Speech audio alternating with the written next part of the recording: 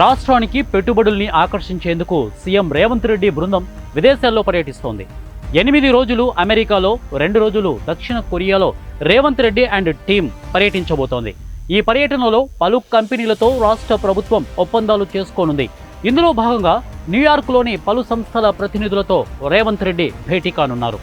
తెలంగాణ ఆర్థికాభివృద్ధికి, ఉద్యోగ ఉపాధి కల్పనకు పెట్టుబడులు, వ్యూహాత్మక భాగస్వామ్యాలు చేసుకోవడమే లక్ష్యంగా అమెరికా వెళ్లిన సీఎం రేవంత్ రెడ్డి బిజీగా గడుపుతున్నారు. న్యూజెర్సీలో ఎన్ఆర్ఐ సెల్ టీపీసీసీ ఆధ్వర్యంలో షెరటాన్ హోటల్ నుంచి రాయల్ ఆల్బర్ట్ ప్యాలెస్ వరకు జరిగిన భారీ కార్ ర్యాలీలో పాల్గొన్నారు.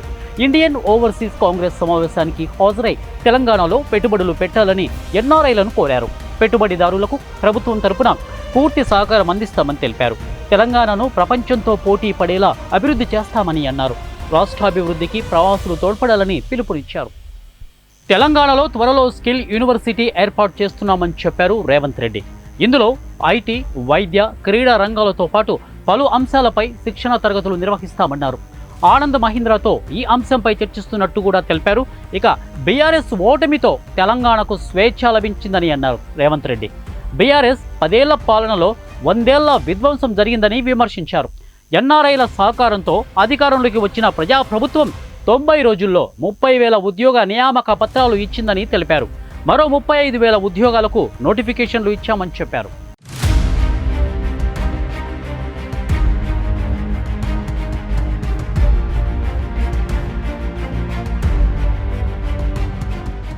ఈసారి అసెంబ్లీ సమావేశాలు సజావుగా నిర్వహించి ప్రజా సమస్యలపై చర్చించామన్నారు రేవంత్ రెడ్డి.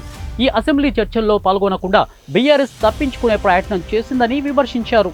11 రోజుల పర్యటనలో భాగంగా అమెరికాలోని పలు నగరాలు సహా దక్షిణ కొరియాలోని సియోల్ను సీఎం రేవంత్ రెడ్డి బృందం పర్యటించనుంది.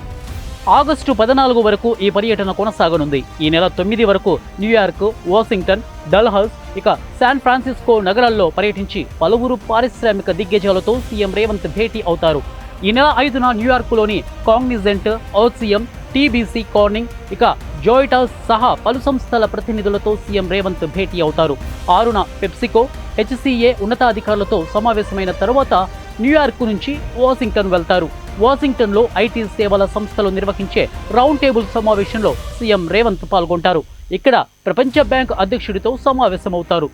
New York, Washington, Dallas, San Francisco నగరాల్లో tour. Cognizant, RCM, TBC, Corning, Zoetis, 6న పెప్సికో, హెచ్సీఏ ఉన్నతాధికారులతో సమావేశం. అనంతరం డల్లాస్కు వెళ్లారు. ఈ నెల 7న Charles Schwab head Mahatma Gandhi memorial ప్లాజాను సందర్శిస్తారు. 8న కాలిఫోర్నియాలో ట్రినెట్ సీఈఓ ఆర్ఎం, ఇక అమెజాన్, రెనేసాస్, అమాట్ సంస్థల ప్రతినిధులతో సమావేశమవుతారు. ఈ నెల 9న గూగుల్ సీనియర్ ప్రతినిధులతో రేవంత్ భేటీ ఉండనుంది. 10న అమెరికా నుంచి బయలుదేరి 11న దక్షిణ కొరియా సియోల్కు చేరుకుంటారు. 12న సియోల్లో Yuyu pharma, Korean federation of textiles industry, ఇక ఎల్ఎస్ హోల్డింగ్స్, హ్యుండై మోటార్స్ ప్రతినిధులు సహా ఆ దేశ ఉన్నతాధికారులతో భేటీ అవుతారు. 13న హార్న్ రివర్ ప్రాజెక్టుపై డిప్యూటీ మేయర్ జూ యాంగ్ టియోతో సీఎం భేటీ ఉంటుంది. 14న రేవంత్ బృందం హైదరాబాద్కు తిరుగు ప్రయాణం అవుతుంది.